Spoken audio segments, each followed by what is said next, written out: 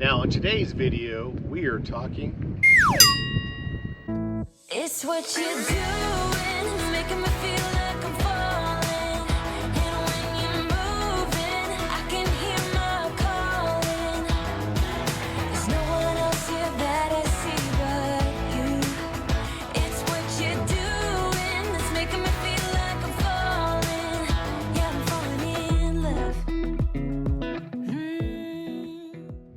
One of the most important things, actually forget it, the most important thing when you're dealing with your black tanks and your gray tanks is a set of gloves. You do not want that nasty stuff getting on your hands. So we use medical gloves, and you make sure that you put on a clean pair each time. You'd be surprised how many people I see recycling. And ensure that they have a good fit and they're up above your wrist. Now we're ready to go. Now, once I have my gloves on, even if I haven't touched anything, I consider myself contaminated.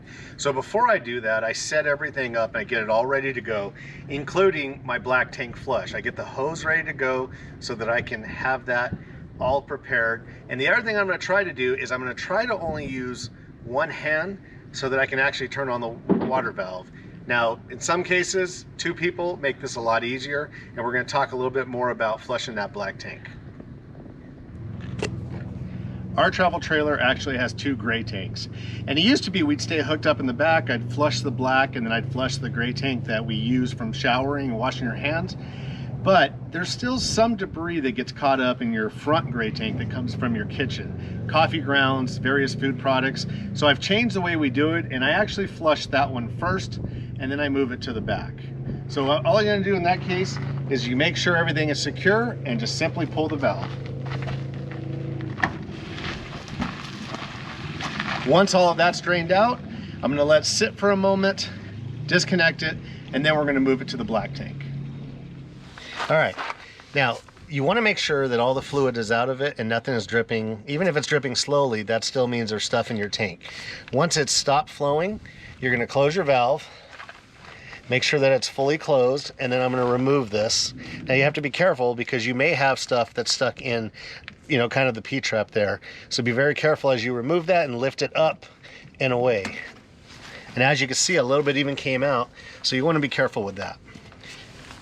You get that out of the way, replace your cap.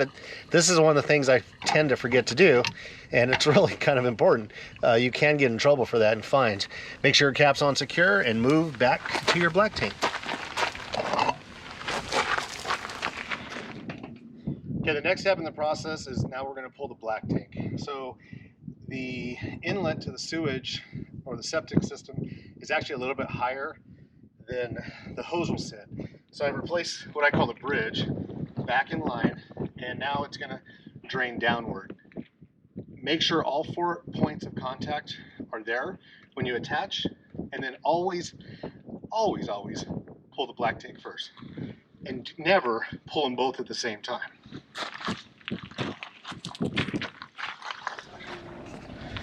Okay, once your black tank is pretty much empty, now I'm gonna go rinse the line.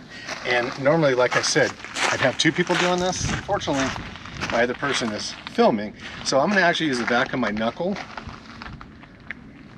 to slowly open the line. You don't wanna do it too quickly because you don't wanna hammer what's called a water hammer your pipes.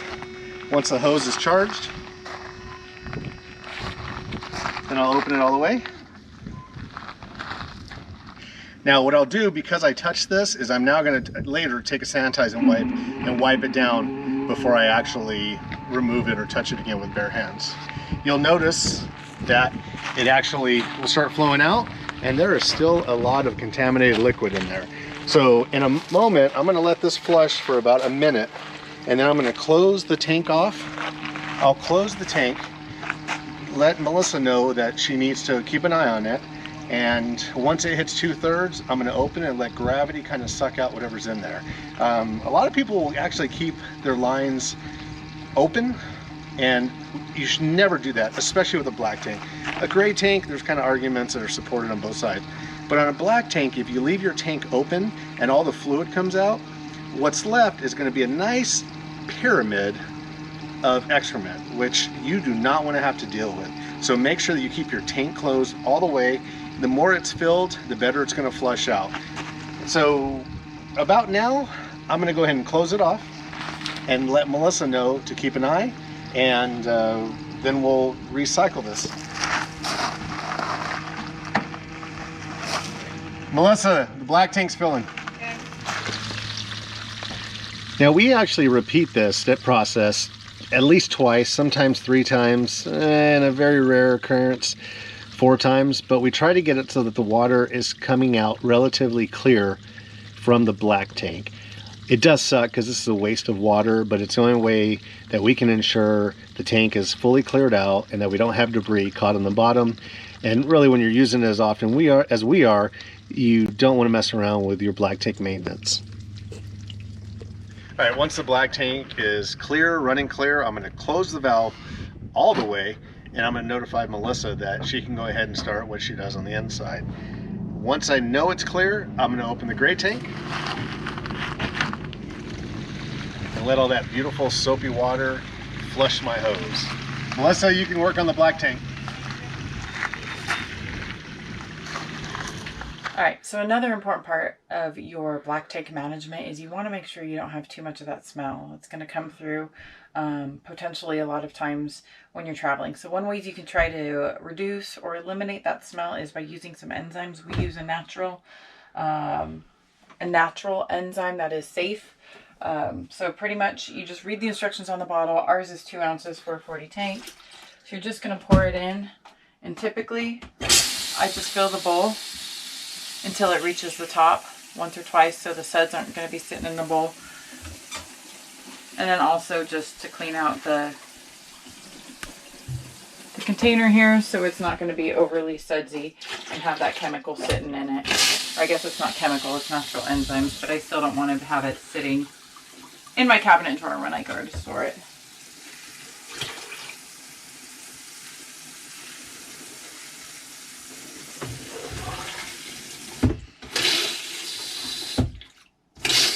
Once you have that, you're pretty much finished. Do leave a little bit of water on the top because that again will also help prevent some of that smell from coming forward. The other thing to keep in mind is when you do this, if you have a Supermax fan, don't have it on. It will bring that smell and pull it right up. So make sure you have that closed, fill it up. This should keep your unit smelling better when you get to your next location. Okay, once my gray tank has stopped draining, I'm going to make sure that both valves are closed completely. And I'm going to remove it from the tank connection. However, keep in mind that hose probably is full of fluid. So once you remove it, lift it high and walk it out to drain. Remember to put your cap back. And then I'm just going to walk it back and then collapse it down on itself. I try to keep it up so that none of the fluid spills out, and I'm going to remove the first piece.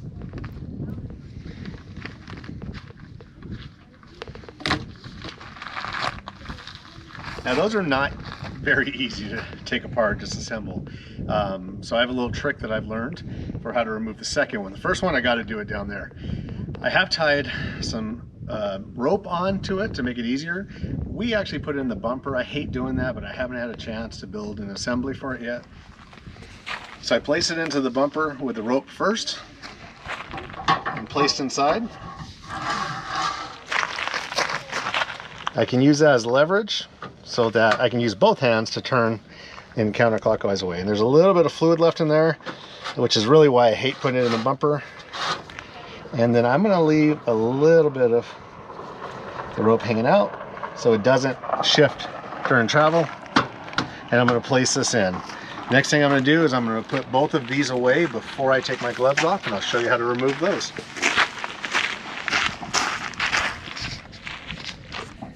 Now, I've done everything that I consider contaminated, so I don't want to touch this hose with dirty hands, so I'm going to remove my gloves. But there's a very important way to remove gloves. You don't want to just go digging your hands in there, and then you wasted all the time putting the gloves on. You want to actually remove them in a certain manner. So you start by choosing one glove or the other, and then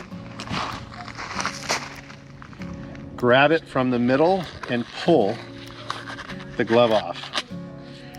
And then take it into a ball inside of your clean hand and use your clean finger and place it inside the glove and pull it off.